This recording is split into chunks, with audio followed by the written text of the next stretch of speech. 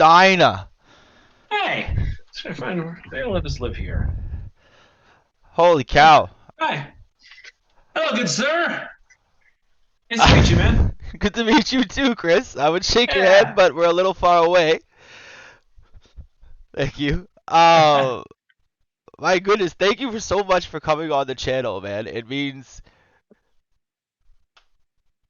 like I can't even describe it. Like I was up all night pacing around my room, thinking, "Oh my goodness, I hope I will look well. I hope I don't make a fool of myself."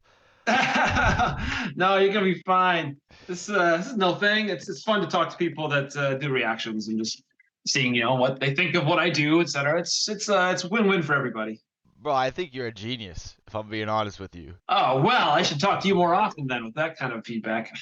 Man, like it is I like first of all, like I hope you've seen some of the videos on the channel that I start every video with like words of affirmation and Mm. stuff like that, which, I don't know if that's your forte, but I know that you do spend a lot of time on religion and hymns on your channel.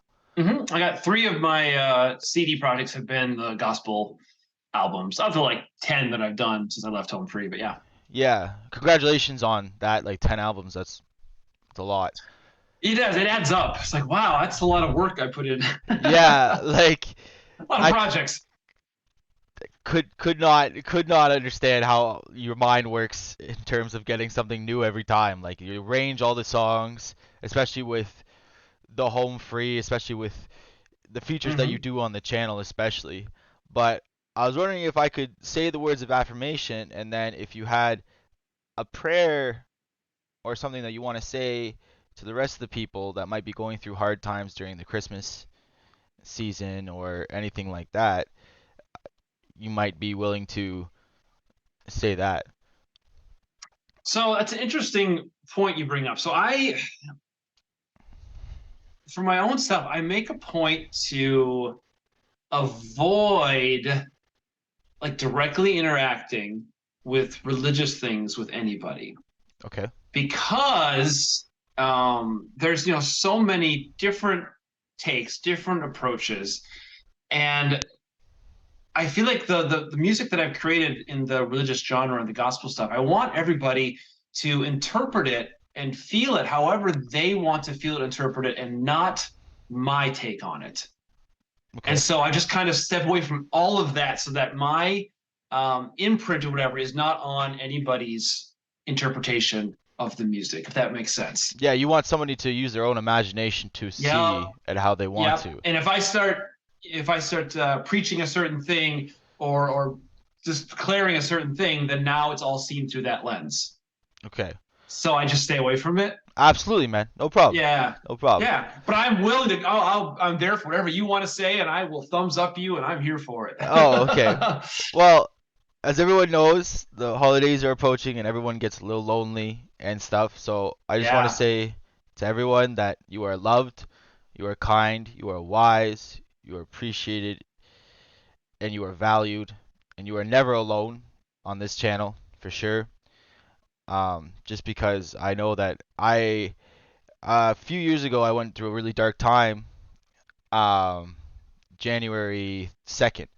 So there weren't a lot Mhm. of clinics open, but I had thoughts of suicide and stuff like Mhm. that because I felt very alone during the holiday season.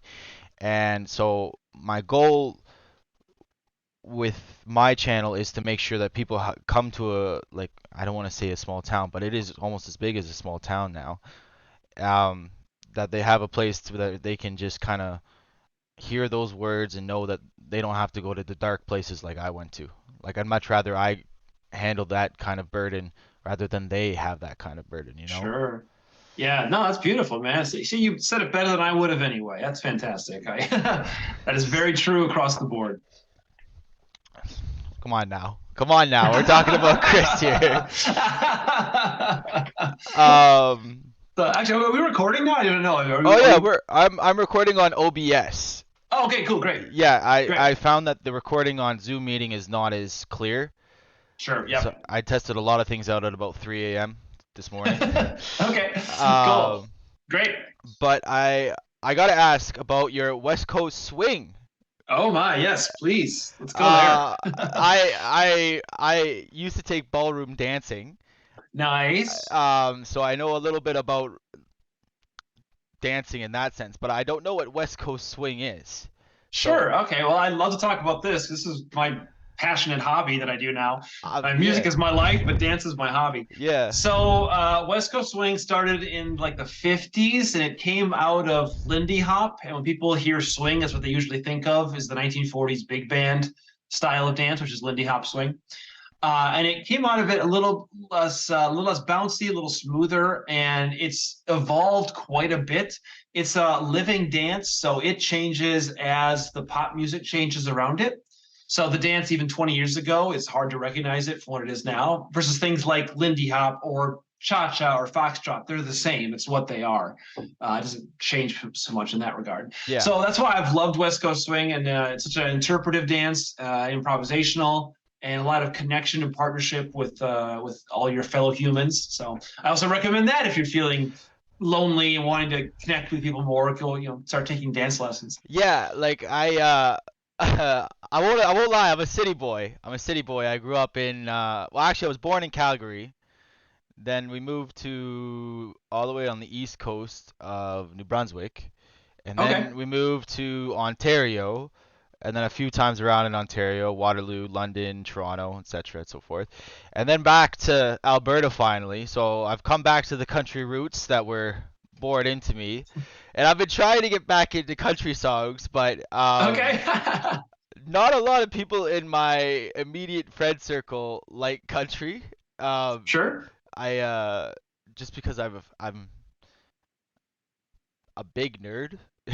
like I I uh respect that. I play World of Warcraft, League of Legends and stuff like that, like to Hmm. free my mind up. And I'm also really into my fish, if you can see Oh them. yeah, I see the fish. They're wonderful. Yeah, so that's one of my passions. But like I gotta ask, like how did you manage to come up with the idea of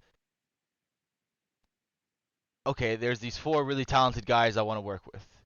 Your Hmm. brother, So like the Tim. beginnings of Home Free in the first place. Yeah. Like what Okay, made you sure. decide that? And I'll answer that question, then I'll actually go into the country thing just a little bit too. Yeah.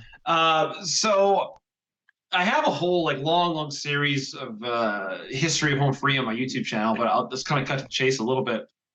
So when I was growing up, we grew up in a musical family. My brother and my sister, and my mom's a professional musician. So it was always around us. And into high school and into college, I was constantly just creating groups because I wanted to make things happen. I wanted to do things. So I would just find people and say, hey, you want to sing this thing with me? You want to play this little jazz combo with me or whatever.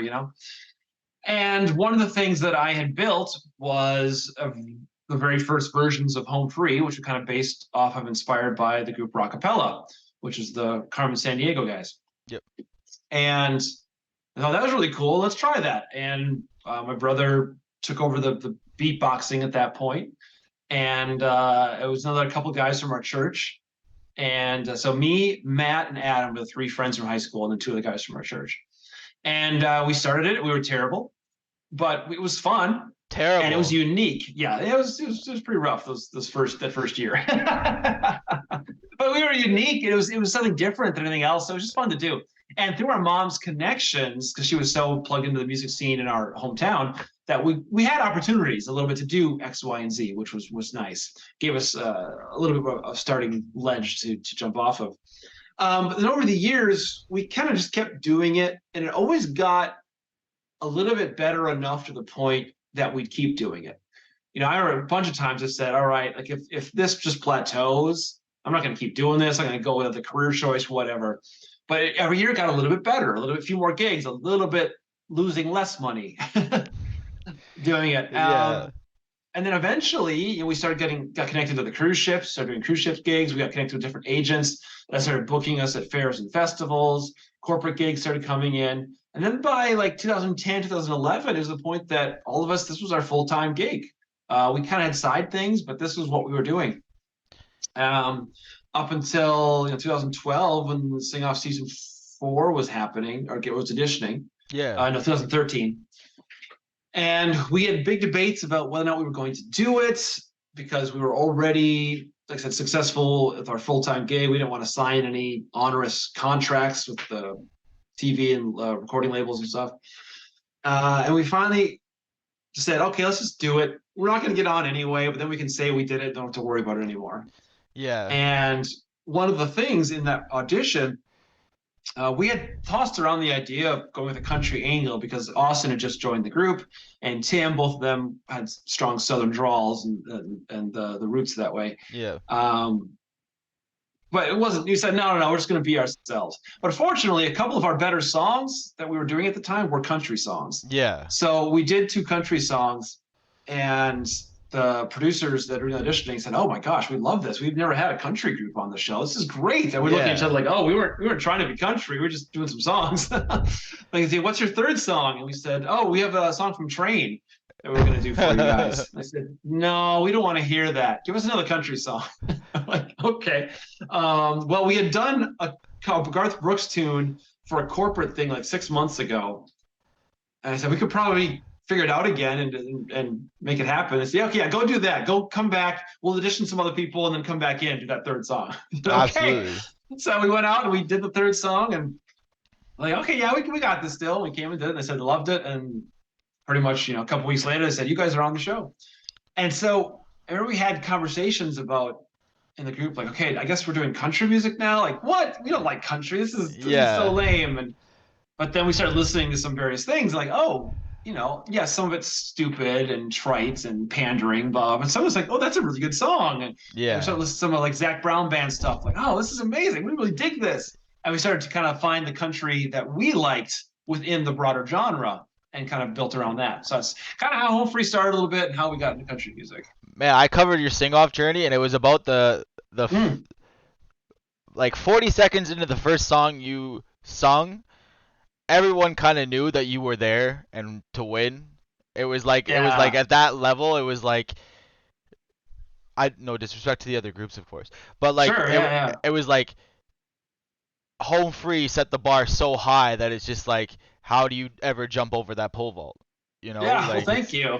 Well, it's sort of like how what Pentatonics was like in season three. It was kind of obvious that they were the powerhouse group. yeah, Yeah, our first goal getting out there was don't get kicked off week one, like at least last through the first week. And we kind of had to do that because we had all these shows that were booked over the summer yeah, that we had to either cancel, which our agent was not happy about if we had done that, or try to still do them. And so we had put together a group of all of our subs that we used, and those subs went out as the Home Free B group for the summer. And we had guaranteed them at least like a month's worth of work, up to 2 months, depending on when we get kicked off the show or whatever. yeah, So, but if we got kicked off week one, we would have been back like 2 weeks early, and then we still guaranteed them those shows, so we wouldn't have made any money, and it would have been yeah. not as great. So we're like, please don't get kicked off week one. But then, yeah, we did that first song, and it's like, okay, all right, that's pretty good. We belong here. This is great. We got a lot of good feedback on that first episode, but then it was episode three after Ring of Fire Oh when we man. brought the house down, and we just looked at each other, kind of said, like, hey, guys, I think we're the favorite now. We Yeah, might like actually win this thing. What the heck? yeah, like the Ring of Fire one, like I'm like what did Ben say?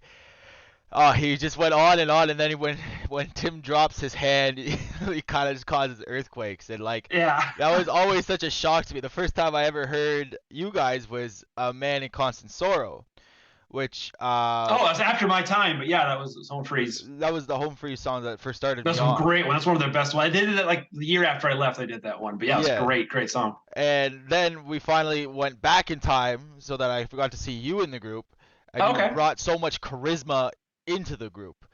Oh, The stop. but it's true though. Like people, you could actually see like there was more comfortability. You arranged the song in such a Mm. way that you portrayed everyone's strengths in such a unique way that everyone Oh, had thank a you. moment to shine. Yeah. Um, like I have classical piano background. Nice. I played for about 14 years, and it was a little tough Oh, to. you singing Oh yeah, I was a wondering. grand piano over there, yeah. Yeah, that looks like a nice baby grand. Yamaha C3X. Yep, that's a It's a beautiful beautiful piano. piano. I Yeah. had a piano from it was a German make, and it was from 1952. That was my Ooh, first grand piano, and I remember playing it on my street, and like I played Moonlight Sonata, all three movements. sure. Also, I And love the third the movement of move, Moonlight Sonata. the third movement is probably why I have carpal tunnel now. That was my That's piece my freshman and sophomore year at college that summer. That's what I worked on. Was the third movement of it. Moonlight. It takes it takes months to even get that first part Yeah, down right, and then to go yeah. back and do it. It just blew my mind that I could actually finally do it. But like, Hmm. I think about that, and then I think about how every other song that you guys do is just like higher than that level. Like it, but it takes so much. It looks like it takes so much less effort because you guys are so good at what you do. You Thank know what you. I Yeah, mean? we'd say sometimes, we're always very critical of ourselves, and any artist is always trying to improve, right? And it's like, oh, that was a little flat there. Like we rushed this section a little bit here, blah, blah, blah. But sometimes I would tell the group, let's take a step back, guys. I know we're not as perfect as we want to be, but what we're doing is really, really hard. And we're still doing it pretty well. And like, Yeah, give ourselves grace sometimes, it was yeah. always hard to do because we are so critical at the same time. Like I think one of my favorite quotes for that is uh Mm. don't let perfection corrupt good, Yeah, be because the enemy of good, I think yeah, is, yeah, yeah. yeah. Hmm. And it's like it's so true on like all the stuff you do. Like you can compare yourself to other people that are living perfect lives, and then when you look at your own life, you're like, oh, I'm not doing good. But in actuality, you're doing really good. You're Um, doing really good. And everyone's perfect lives are never perfect. yeah, It's just like you certainly can't judge yourself against someone's perfect social media image. yeah, that's why I try to stay away from social media as much as I can, unless it's like Hmm. puppy videos. Puppy videos are You like the can't go wrong with exception. puppy You videos. I think can't. you're a win-win there. Yeah. Um, but going back to what you said about your family being all musical, you said your Sure. mom was in percussion? No, well, I mean, technically, she was a pianist as well, so it's technically part of the Part, percussion yeah, family. But yeah. yeah, no, she was a legit virtuoso, playing Beethoven sonatas, as an elementary school kind of level of Like a piano prodigy. player. Yeah, Wow. that's what I'm. Yeah, yep. And she, has perfect pitch and just feels the piano, and having a conversation with you while she's all over the Yeah. place, kind of, yeah. So growing up under that shadow was always intimidating because I can't do that. Yeah, like But I that, but even that's okay because even if you can't do that, I can do this, this, and this that she can't do. So yeah. again, don't compare yourselves a certain way because it's always different. Yeah, I have the same problem with my mom. My mom is the vice president of university here in Canada. Okay. She was the most paid, the highest paid woman in the country at one point in her position, Wow. which was sick. Yeah. But then you kind of think like, okay, if my mom is doing this, I gotta literally level up the competition here, right? Because it's Yeah. like, oh, those are really size 18 shoes to fill. And Sure. so, but then I had to come out my own way, and like, she might be very good at accounting and human resources and stuff like that, but then I have like the knowledge of fish. That's what we went with. Yeah. Yeah, we're going with fish and That's great. reptiles. But I understand that you taught your brother to beatbox. Not exactly. So when we were first starting the group, I was gonna do the beatboxing. The first song we'd done was Rockapella's arrangement of Pretty Woman. Love that And song. yeah, they blew my mind when I first heard that. Little 19-year-old Chris, like, this is amazing. Yeah. I can't believe they can do that with their voices. And but the thing is, I'm a stronger singer than Adam is, and so we kind of started practicing a little bit. I said, this is just dumb. We're not playing to our strengths right now. Why don't you want to try this? And he said, yeah, sure, I'll try that. I said, okay, great. Then I went back to the singing stuff, which then fit things better. So Yeah. then he started going from that way. That's how without that happening or me pushing that, he never would have gone down that road. Yeah, and like he went down that road hard to the point where he swallowed a musical band in his throat. Yeah, yeah. He's one of the best beatboxers in the world. So Yeah, it's pretty impressive.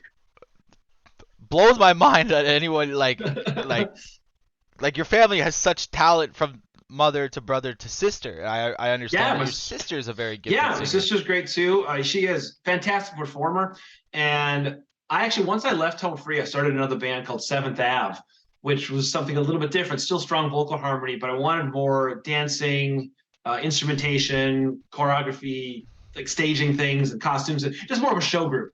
And we built that, and that was great. She did that one with me. So I started a group with my brother and with my sister.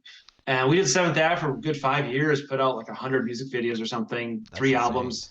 Yeah, and it was a lot of fun. But then once the pandemic happened, that just killed it all. Yeah. And by the time, at the point now we could start it up again, we're all doing our own things and gone different directions. It's like, yeah, Well, mentioning the pandemic, that was an awful time for everyone, but you guys were so helpful, I'm sure, with a lot of people, but putting out like the sea shanty medley, which was one of my yeah. So yeah, I yeah, was always very impressed with what Home Free was doing because they took the opportunity with not having to tour all the time to one just have a break from the road and more family time, but also they kind of said let's pump the video content.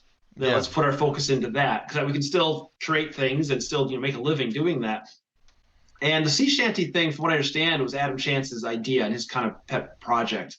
And yeah, that one's taken off. I've had so many people that message me saying, "Hey, is this your former group?" I'm like, "Yep, that's my boys." yeah, They like heard it in different ways. TikTok famous. yeah, like that. It was like I can't thank people enough that do music during the pandemic. Like, that's all you really had for some people because you were isolated in such a sense. Yeah. Like it was Thank goodness we scary. have the internet. What people Yeah. do 100 years ago. I that was back in the bubonic plague of 1912, so probably not good things. Um, but so you've created Seventh Ave, Yep. and then you have Cypress Fire. Yeah, that's my new group. So Cypress Fire, one of my best friends. So Jeff Grider is a guy that was instrumental in her Home Free's early days because in 2007 was our very first cruise ship gig, 4 months in Alaska. And our tenor, Matt, couldn't do the gig because he got offered a role in Les Mis and he was just dream role and he wanted to do it. So he it was like 7 month contract in Les Mis. So he had to bail on us. So like we're scrambling to find a tenor for our cruise ship thing. And through the acapella networking, Jeff Grider came to us and he did that thing. And after the contract, we stayed in touch, and he would come in and sub occasionally here. And he helped kind of make that Home Free B group happen that summer of 2013 when we were sing off. He kind of organized it. Yeah, And so I've always stayed friends with him. In the last couple of years, especially, him and I've gotten very close. And during the pandemic, he had said, why don't you come down to Orlando for 3 months? Because Minnesota, where I was living, it was cold. And if you're stuck at home and can't go outside and do anything, it's cold out. I guess that's not good. Come down here. Come stay with me. Got a spare room, be great. I said, what the heck, sure. I yeah, came down there. And when I was down there, he's got a buddy named Tyler who he had gone to high school with. And Tyler's a fantastic singer as well. And so Tyler also wanted to come down for a while. So he was popping in and out for that spring. And while we were down there, I kind of said, Tyler, you're great. Jeff, you're a good singer. Let's just make a song or something. yeah, And we did Bless the Broken Road. And we just worked it out. We are on the beach at my sister's condo in Florida, West Palm Beach. We were out there. And we was like, let's just sing it and make it up. And we did it. And then we got it recorded for real and mixed. And we said, hey, this sounds pretty darn good, guys. yeah, Maybe we should do some more with that. So since then, last year and a half, we've done on like 20 different little short 90-second 3-part acapella tracks, yeah. just kind of little samples, make people wanting more. And we're right now in the process of making a full-length country album. So we with instrumentations like full-on Rascal Flatts kind of thing. Yeah. And we've got 12 songs written. So we're getting them demoed out now. And over the next couple months, we'll be recording that. And Cypress Fire will be releasing a brand new original album. So that's kind of a fun journey the past 2 years. I'm pumped for that. I can't wait to see those videos. Yeah. So you've Thanks, man. you've created Home Free, Yep. Seventh Ave, Some Dav. Cypress Cypress Fire. Fire, And whatever you want to call my own stuff, Chris Rupp the project or solo something. artist, the The solo soul stuff. artist. Yeah. Like Yep. that's huge. That's like the quadfecta. I don't even know if that's the right The word for it. quadfecta. The I've heard that one quadfecta. before. I like it. Um, Yeah, thanks. I constantly want to create things. And one of the strengths that I feel I have is not just having a vision, but knowing how to turn the vision into reality. So a lot of people will Yeah. have ideas, Yeah. but if I get an idea, I figure out how to make it happen. So that's kind of one of the things I've always. That's how I started Home Free. Now I pushed it for so many years, or Seventh Yeah. Ave, or Cypress Fires. Like I was going to do it. Okay, how do we get from A to B? It's like throwing caution to the wind, which is like Yeah, jumping in it.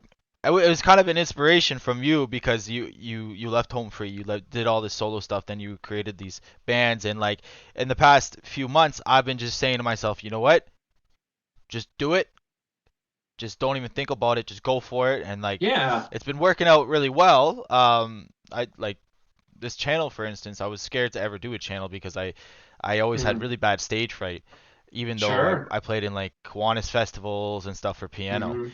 And I started it at 1:30 in the morning, and I was like, man, nobody's gonna watch this. And then it took off a little bit. You know, we got to 200 Sure. subscribers, and I brought my dog on the show. So Always a win. And a always, dog, you're always going to do better. yeah. Do well. And then like it just exploded to the point where like 4.5 months later, I'm talking to Chris Rupp. Like Yeah, I guess. like if you think about the timeline, like your PR Stephanie, Yeah. Hmm. great person, great Yeah, person. yeah. Oh, yeah. She loves you too. She was just raving about how nice you are. And it's just, you got to do something with this guy. He's so wonderful. Like, okay. I I try and uphold the Canadian say sorry first and then ask questions later kind of thing. And Yeah. but like it blew my mind when I got the email that they wanted to potentially do something with Chris in the future. I was like, this is a 3.5 month old channel. Like why there are so many other channels out there that have way many more subscribers and stuff like that, and I just cannot emphasize how thankful I am for like the Well, here's the thing. opportunity. Yeah. So, and this is true for anything in life. It's easier to be intimidated by something, one, you if you haven't done it, but two, discounting yourself a little bit because surely they have something better, for XYZ, for whatever the project is. Hmm. And the problem with that is then you're already defeating yourself before you even try anything. So, for example, I've created with a couple of my fans that helped me out several Australian tours, and I have a few Yeah. fans in Australia, but not a ton to justify a tour. But we kind of approached it as, rather than being intimidated by that and saying, "Oh, no one's going to care about us, no one's going to want us." Let's just try. Let's just ask. Yeah. And enough people have said, that sounds interesting. Sure, we'll give you $1,000 to come in and sing for us for the night. Like, well, okay, we're just trying to build a tour out of it. Let's do it. And get enough of Yeah. those, and suddenly, like, okay, we were able to get out there and didn't lose money doing it. And I got 3 weeks in Australia. That's awesome, worth it. Man, if You you ever know, go back so to Australia, let me know, because I'll come with you. And I know all the reptiles and everything, the arachnids and everything that goes on there. And like, oh, Australia's a fun place. Just watch out it for. is. Well, we're hoping to go back in May. Actually, we're putting together the next version of that tour. Oh, that's so cool. Yeah, I'm really excited to get back. But see, the thing is, though, we just tried it. So, for example, you even emailing Stephanie, I mean, the worst someone can say is no or ignore Yeah. you, I guess. Yeah. But you've reached out and like, sure, let's talk to him. Yeah. And so it's easy to be intimidated and say like, yeah, this channel is so new and I don't have 50,000 subscribers or whatever. Like, it's like, no, it doesn't matter. Just try it and see what Yeah. happens. Like, I think the only celebrity I've ever met was a speed skater. I used to do speed skating. Oh wow, Um, I hold records in New Brunswick still from 1999. wow, very cool. And speed skating was like a big.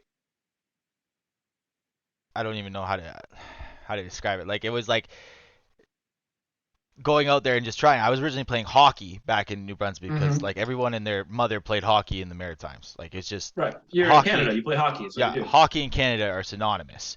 Yes. And so to put on a tight spandex skin suit from mountains of padding and skate around just to the left every time. We call it you turn or you die kind of thing Sure. Yeah. because you're going so fast. I mean, it was a wild experience. But how Stephanie and I first met was kind of like a roller coaster of a really really bad speed skating meet because at first I didn't believe that she was your PR rep. Sure, Uh, yeah.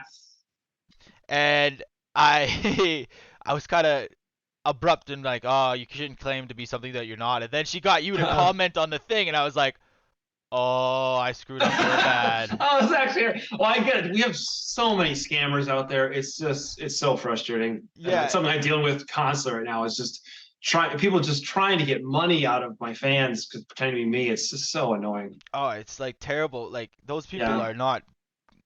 Those just are not awful. people welcome on this channel. No, no. Yeah, just Yeah, awful people. But big anyway, time. yes, continue. So then she went on my Patreon, put the $3 in, and then she's messaging me, now do you believe me? And like all this stuff. And I was like so scared. I was like, this woman has the ability to take down my entire channel. And I was Oh, just no. I was the biggest loser to her. And then I was like, I'm so sorry. Like, let me first apologize the fact that, like you have to come from where I stand, like new channel, everything happening like that. And it was just like, now we're here. I'm talking to the Chris Rupp. And like, it can't be understated how thankful I am for the opportunity here. Like Yeah, please. Yeah, no thanks needed. This is just it's fun to chat with people. Like I said, you've enjoyed my work, and it's nice to receive the feedback and offer feedback in return, et cetera, et cetera. like I think tomorrow's video is gonna be you doing Amazing Grace. Oh, yay! Yeah, Yeah, and I heard it in your hymns, your yeah. Oh, yeah. hymns Yeah, compilation. Yep, yep. there's a segment there Different that where version of it. yeah, and it was like pause, rewind, play, pause, rewind, and it's like so crystal clear Oh, in thanks. the Yeah, I remember tone. that little section. I try to, pretend to be bagpipes and then Yeah, have the thing underneath it. And yeah. because originally it was done on the bagpipes, I believe, for World War. Well, I mean, Amazing Grace was written hundreds of years ago. Um, if even yeah, if it's been for I don't think it was just for any specific war, but it's been around for a long time and it's been interpreted by bagpipes many times as well. Yeah, but like the way that um you played it, it was just like a single bagpipe, but it was such a clear Mm-hmm. bagpipe, I guess, that it was just like incredible. So I gotta say I'm really excited for that video. I also Yeah. wanna just say, you know, thank you because I'm sure a lot of the people that watch my channel, I hope they go to your channel because I never want to take anything away from you, because like rather them go to you than me. But like to have someone in that can actually like display music in a way that's so enjoyable and so open for interpretation is much more freeing than a lot of people realize, Oh, thank right? you. Because I try to do videos where I close my eyes and I try and paint the picture of what I see, just Mm-hmm. to see if what people what else they might see, right? Because I can Mm-hmm. interpret it one way, like I did one of your winter videos where you have yourself in one of those ice Oh, the sculpture home things. free, yeah, the home free one. The Do You Hear What I Hear? Yes. And like I try to interpret it in such a way where I close my eyes and I try to think of like different ways that this could sound and where the voices come in. And I would love to one day do the same thing with like Amazing Grace and see like where you would see yourself in a music video. Like do you ever see yourself doing music for movies? Hmm. Yeah, somewhat. One of the things that I do in my live shows and where some of my original inspirations come from. I sit at the piano and I just start playing, making up. I will often ask the audience to give me whatever key they want me to play in, and then whatever theme they want me to express. And then I just start playing and I make that happen, which is similar to what a movie score Yeah. would be like. Like So yeah, I definitely have thought about it. There's so many things you could do. I've also kind of wanted to write a musical. It's like that's a whole big project too. And so I don't know, a lot of different directions life can go. if there's one person that can write a musical, it's the person that's founded these groups. All these reviews. Like I believe that that would be right up your alley. Um and like I would tune in for sure. And you mentioned how a gentleman in your group went to Les Miserables and it was a big dream for him.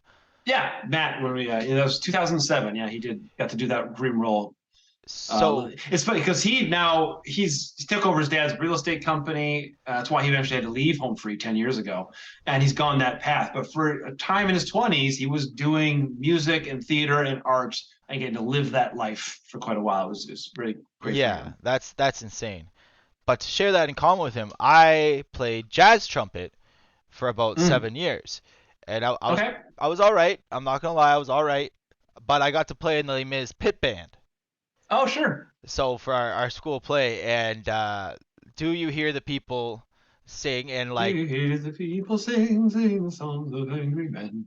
Okay, so we just had a Chris. Okay, you're very good at singing even just over the webcam. All right, but like it was so intimidating to do that because it's like I went from doing jazz solos with Mm-hmm. the jazz band and playing sometimes with my teacher back in high school to now being in a pit band beside one of the best trumpet players we had in London, Ontario, which was my music teacher's father. Oh. And it was like